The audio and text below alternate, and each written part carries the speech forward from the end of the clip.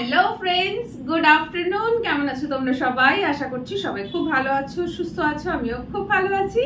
চলে এসেছি নতুন আরো একটা ভিডিও নিয়ে। যারা আমার কুকিং ব্লগ দেখতে পছন্দ করো বা আমাকে বলো রান্নার ভিডিও করো, নন ভেজ রান্না করে দেখাও, তাদের জন্য কিন্তু আজকের এই ব্লগটা। আজকে আমি রান্না করব মাছ। হ্যাঁ, ফ্রিজে মাত্র 2 পিস মাছ রাখা ছিল। দেখাই তোমাদেরকে। এই যে দেখো, দুটো মাছের পেটি ছিল, 4 পিস। লাস্ট ডে ব্লগ বানিয়েছিলাম, রুই মাছ ভাপা বানিয়েছিলাম।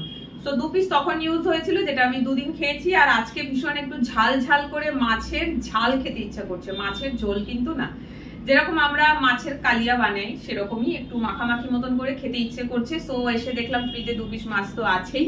তো চলো বানিয়ে নেওয়া যাক, আর খাওয়াও হবে, সঙ্গে তোমাদের জন্য ননভেজ কুকিং এর একটা ব্লগও হয়ে যাবে। তো চলো শুরু করছি। ভিডিওটা বানানোর সমস্ত কিছু অ্যারেঞ্জমেন্ট কিন্তু আমার হয়ে গেছে করা। এখানে আমি ফ্রাইং প্যান চাপিয়ে দিলাম, আর যার মধ্যে তেল রয়েছে।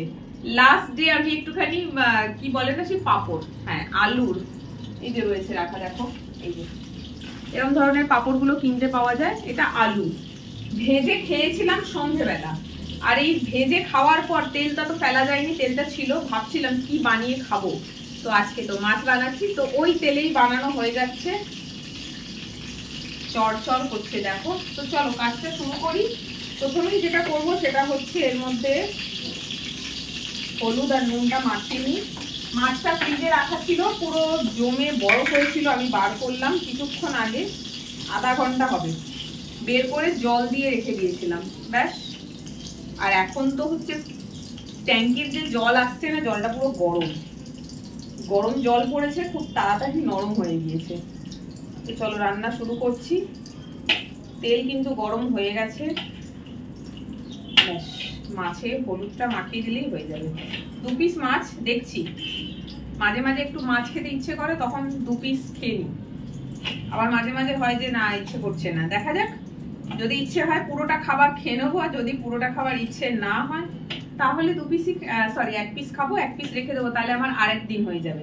আর মাছের ঝাল বানালে না, একটু ঝাল ঝাল করে যদি বানাও, দেখবে শুকনো করে খাওয়া হয়ে যায়। সেক্ষেত্রে বেশি মানে দরকার পড়ে না, 1 পিস মাছই হয়ে যায়। তো চলো মাছটা এবার আমি একটু ভেজে, তেল গরম হয়ে গেছে, এবার আমি মাছের পিসটা দিয়ে দিচ্ছি।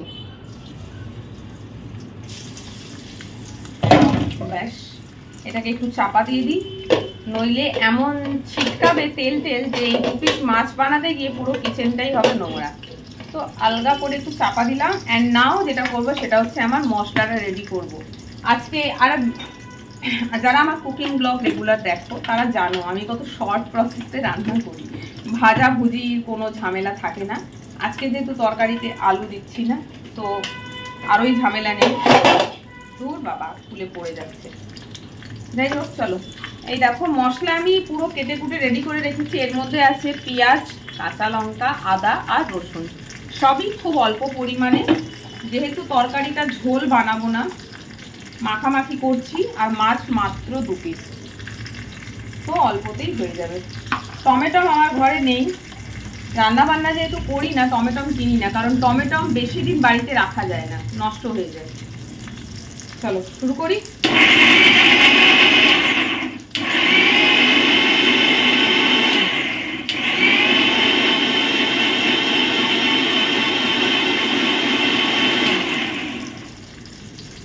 হয়ে গেছে, হ্যাঁ চলো। ছোট জায়গা, সেই জন্য গ্রাইন্ডারটাকে এরকম করে গুটিয়ে সরিয়ে রাখতে হয়, নইলে এটা হোয়াইট কালারের বডি এমনি নোংরা হয়েছে, এটাকে পরিষ্কার করতে হবে। সরিয়ে রাখি তাও নোংরা হয়েছে, এটা এখানে রাখলে আরো বেশি নোংরা হবে। তুলে রাখলাম। চলো মাছটা একটু ভেজে নিই। আজকেও ভেবেছিলাম ভাপা বানাবো, মাছের ভাপা বানালে আরো তাড়াতাড়ি মাছটা রান্না হয়ে যায়। তাই ভাবলাম যে না, আজকে তো আবার ঝাল ঝাল খেতে ইচ্ছে করছে, তো মাছের ঝাল বানাতে চলে আসলাম। তো মাছটা উল্টিয়ে দিলাম, আর একটুখানি ভাজাবো, দিলে তারপরে বাকি প্রসেসটা স্টার্ট করবো। মাছ ভাজা প্রায় হয়ে গেছে। দেখো এটাকে কিরকম কাট করে ধরেছি, কেন জানো? কারণ ফ্রাইং প্যানটা চওড়া, এরকম চাটুর মতন অনেকটা বড়। তেল দিয়েছি অল্প, তেলগুলো সব চারিদিকে ছড়িয়ে গেছে। মাছ অ্যাকচুয়ালি ডুবো তেলে ভাজা হলে ঠিকঠাক ভাজা হয়, কম তেলে ঠিক মাছটা ভাজা হয় না। সেই জন্য ওটা কাট করে ধরে তেলটাকে পুরো একদিকে করে দিয়েছিলাম, দিয়ে করলাম কাজ। এই যে দেখো একদম লাল লাল করে মাছ ভাজা হয়ে গেছে। মাছটা এত সুন্দর ভাজা হয়েছে, গরম ভাতে এটা দিয়েই খাওয়া হয়ে যাবে, তরকারি লাগবে না। বাট না, আমি আজকে মাছ ভাজা ভাত খাবো না। চলো এবারে মশলাটা দেব, সঙ্গে হাতে একটু নুন রেডি রাখছি, কারণ তেলের মধ্যে এই আদা রসুন পেঁয়াজ বাটাটা যদি দিই না, সঙ্গে সঙ্গে একদম ছিটকিয়ে যায় চারিদিকে। নুন দিয়ে দেবে সঙ্গে সঙ্গে, ছিটকানিটা বন্ধ হয়ে যাবে। তো দেখো এই যে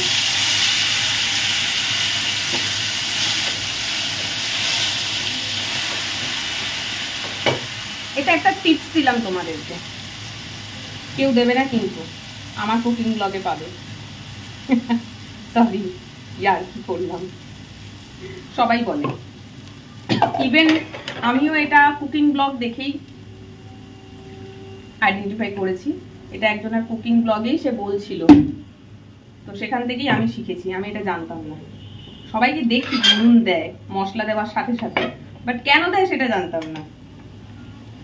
এটা একজনের কুকিং ব্লগ দেখতে দেখতে সেখানে দেখলাম বলছে, দেখে আমি শিখলাম। চলো আদা রসুনটা ভাজতে ভাজতে এবারে আমি এর মধ্যে গুঁড়ো মশলাগুলো অ্যাড করে দিই।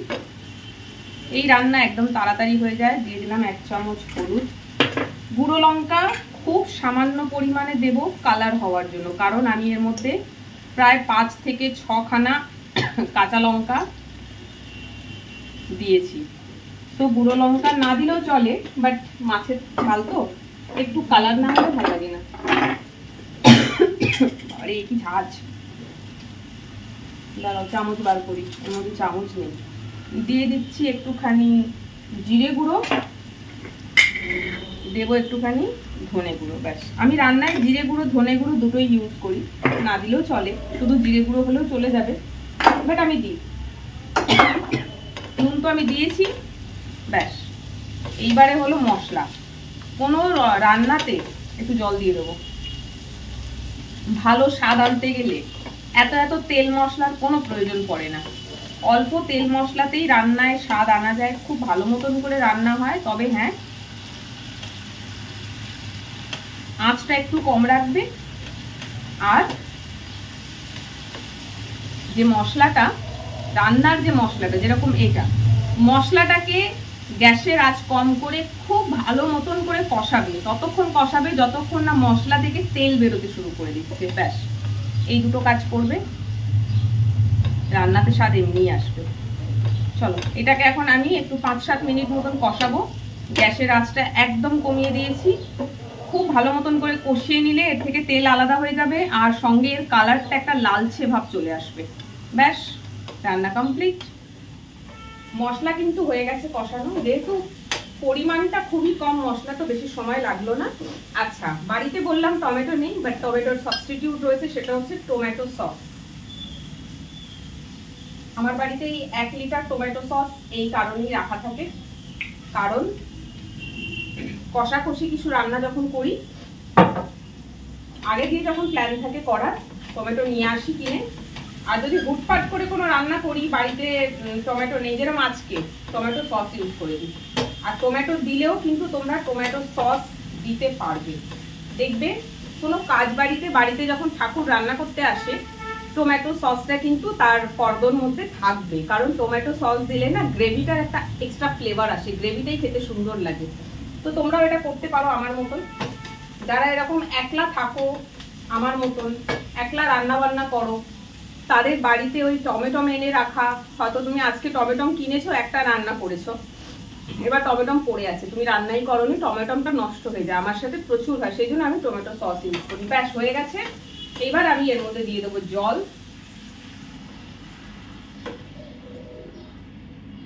খুব বেশি জল লাগবে না, এটা মাখামাখি মতন করবো রান্না। একটু জল দিলাম, কারণ মাছটাকে তো ঝোলের মধ্যে দিয়ে ফোটাতে হবে। তো এই যে 2 পিস মাছ দিয়ে দিলাম। এবার আমি এটাকে দেবো ঢাকা। এটাকে ফুটতে দিই, খানিকক্ষণ একটু ফুটুক, তারপরে আবার মাছটাকে একটুখানি উল্টে দেবো, কারণ জায়গাটা যেহেতু বড়, ঝোলটা না ছড়িয়ে গেছে, মাছটা পুরোটা ডোবেনি, অর্ধেক ডুবে আছে, অর্ধেক ওপরে শুকনো। তো খানিকক্ষণ বাদে এটাকে আমি আবার একটু উল্টে দেবো। রান্না কিন্তু হয়ে গেছে। একদম ঝটপট ঝটপট রান্না হয়েছে।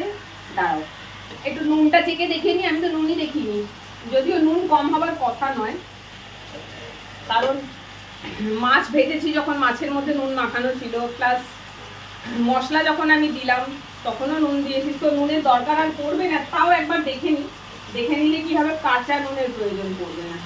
যদিও আমি কাঁচা নুনে ভীষণভাবে অভ্যস্ত, মানে ভাত তরকারি মেখে সেটা মুখে দেওয়ার আগেই আমার একটু নুন দরকার। নুন হয়েছে কি হয়নি, লাগবে কি লাগবে না সেটা দেখার প্রয়োজন মনে করি না। এটা আমার একটা হ্যাবিট, খুব ব্যাড হ্যাবিট কাঁচা নুন খাওয়া। চলো আমি একটুখানি নুনটা দেখে নিই। হয়ে গেছে রান্না।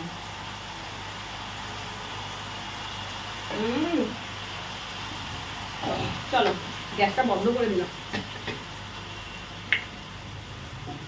এরকম আওয়াজ করছি। দারুণ হয়েছে। দাঁড়াও তরকারিটা ঢালি। হয়ে গেছে রান্না। আলু না দিয়ে যদি মাছ বানাও খুব তাড়াতাড়ি রান্না হয়। দেখতে পাচ্ছ কালারটা? আমার কিচেনের পজিশনটা এমনই না, ক্যামেরাটা ঠিকঠাক রাখতে পারি না। শুরুতে দেখলে একটুখানি আজকে ক্যামেরা পজিশনটা চেঞ্জ করেছিলাম, তারপরে আবার ঘুরিয়ে দিলাম, যদিও কারণ তরকারি রান্না হচ্ছে যে ভাবটা উঠছে না, সব ক্যামেরার মধ্যে যাচ্ছে। পরে ভিডিওটা দেখবে একটুখানি সাদা সাদা বা ধুন্দলা হয়ে যাচ্ছে, যেহেতু ক্যামেরার সামনে ভাবটা যাচ্ছে। সেই জন্য আমি ওখান থেকে সরিয়ে দিলাম। একটু যদি ভালো স্পেস থাকছো কিচেনে, গ্যাসের পেছন দিকটা, তাহলে কুকিং ব্লগগুলো একটু ভালো করে করা যায়। ব্যাস চলো কাজ বেড়ে গেল। এই যে এটা মাজতে হবে, এখন এটাকে এখন মাজবো না, পরে মাজবো।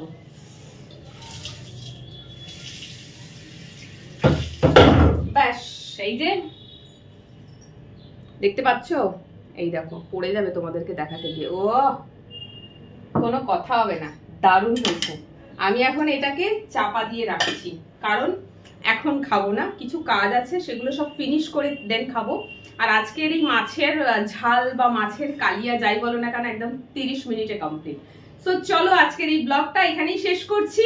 খুব ঝটপট প্রসেসে রান্না কিন্তু আমি দেখাই, কারণ কিচেনে গরমে বেশিক্ষণ দাঁড়ানো যায় না। দেখো যারা আমাকে বলো যে সোয়েটিং ব্লগ দেখবে, তাদেরকে বলছে এই যে দেখো এই ঘামটা ন্যাচুরাল, এর থেকে বেশি ঘাম হয়নি, আর হলে দেখতেই পেতে। আর বেশি ঘাম কোত্থেকে আনবো, ঘামটা তো ন্যাচুরালি আসে, তাই না? জল ঢেলে তো আর ভিজে দেখাচ্ছি না।